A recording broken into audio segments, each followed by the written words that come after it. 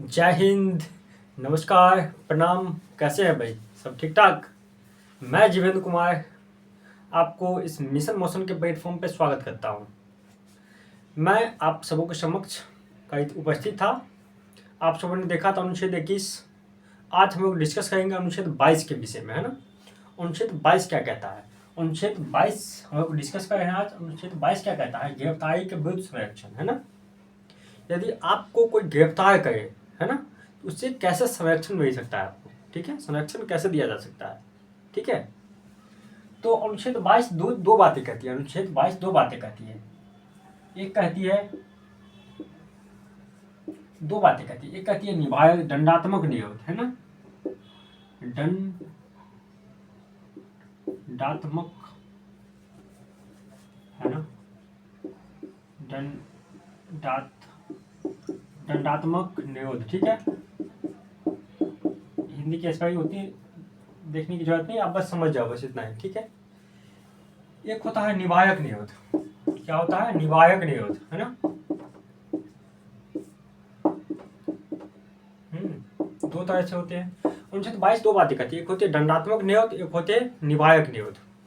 दंडात्मक निरोध उसे कहते हैं जब आपने कोई कांड कर दिया, कांड करने के बाद आपको गिरफ्तार किया गया, तो वो किसके अंतर्गत आएगा? दंडात्मक निरोध के अंतर्गत। यदि आपने कोई काम किया ही नहीं है, किसी सामने वाले को पता है कि आपके वजह से कोई कांड हो सकता है, संदेह में आपको गिरफ्तार किया जाता है, उसको क्या कहते हैं? निवारक निरोध। ठीक है। अब दंडात्मक निरोध में क्या क्या हो सकता है? आपको गिरफ्तार कर सकता है, वारंट, है ना, वारंट दे सकता है आपको। ठीक है। उसके बाद दूसरी बात कहेगा, आपको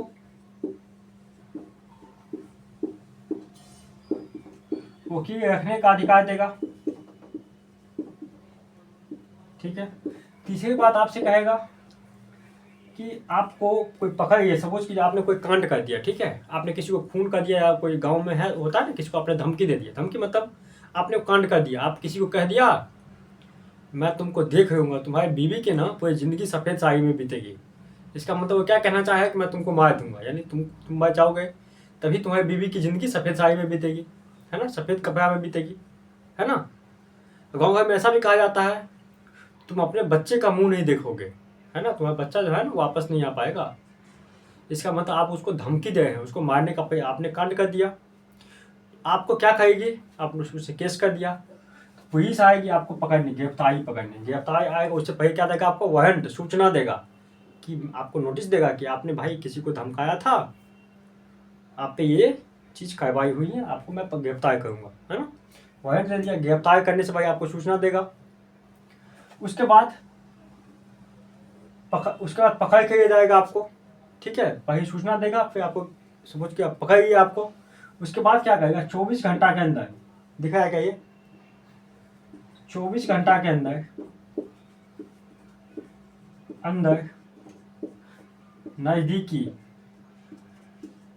नज़दीकी किसी मजिस्ट्रेट के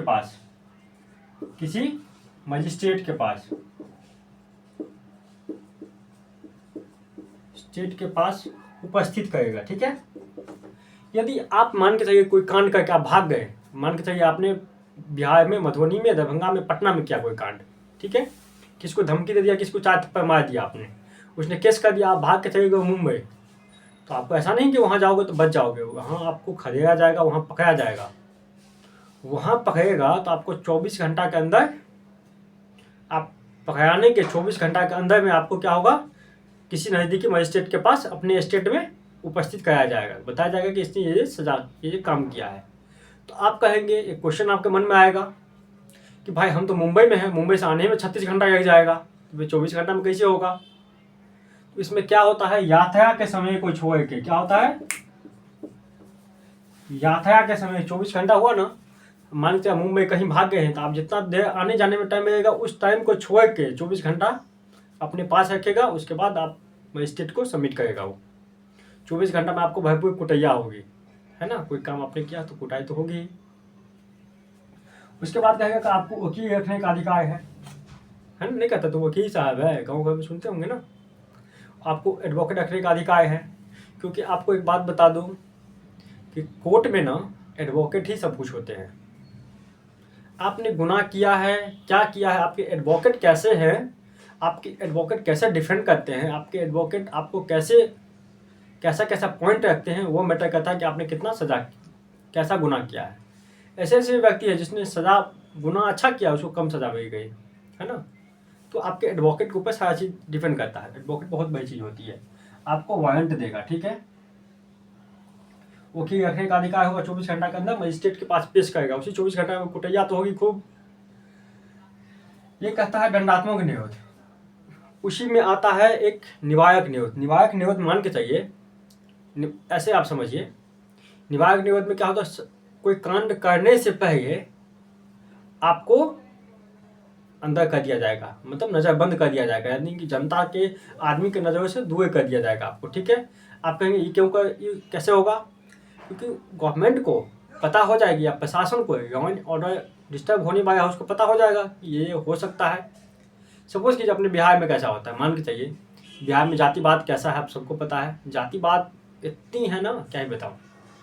सपोज कीजिए कि जातिवाद है बहुत, फलाना किसी पार्टिकुलर जाति के आदमी को किसी ने मार दिया, चाकू से या बंदूक से, जैसे भी मार दिया, मर क्या 2-3 आदमी, नरसंहार हो गया किसी के साथ। उसी पार्टी के नेता है बिहार में, कोई मंत्री है, कोई विधायक है ना, तो आने वाला है, जाति के नाम पर कितना भौंकता है सबको पता है। हम ये कर देंगे, हम तुम्हारे साथ है, बंदूक को दिखाओ, ये कर दो, हम ये मिटा देंगे, उसको मिटा देंगे, है ना।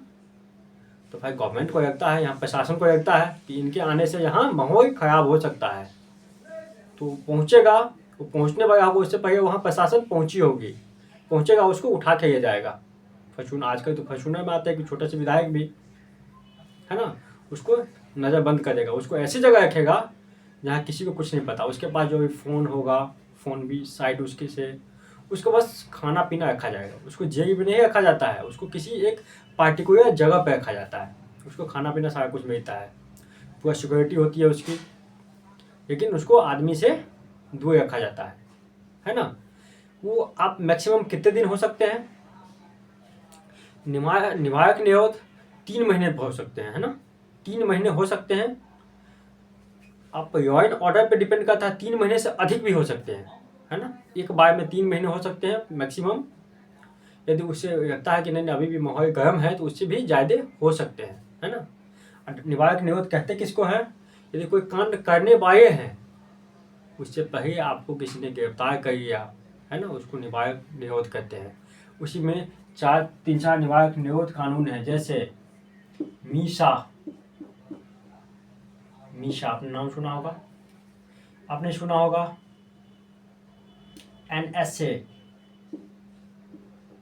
नेशनल सिक्योरिटी एक्ट, है ना, राष्ट्रीय सुरक्षा अधिनियम।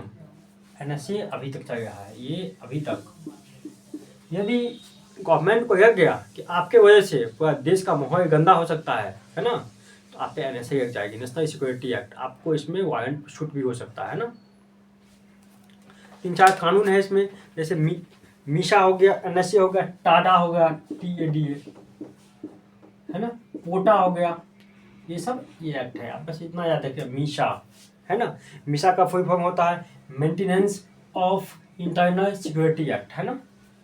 आपने नाम सुना होगा, एक हमारे, नहीं कहनी चाहिए फिर भी मैं बता देता हूँ, हमारे राज्य में एक बहुत अच्छे नेता आए हैं तेजस्वी प्रसाद यादव जी, उनकी बेटी का नाम है मीसा, है ना, ठीक है। ये कानून को ख़त्म कर दिया गया 1978 में।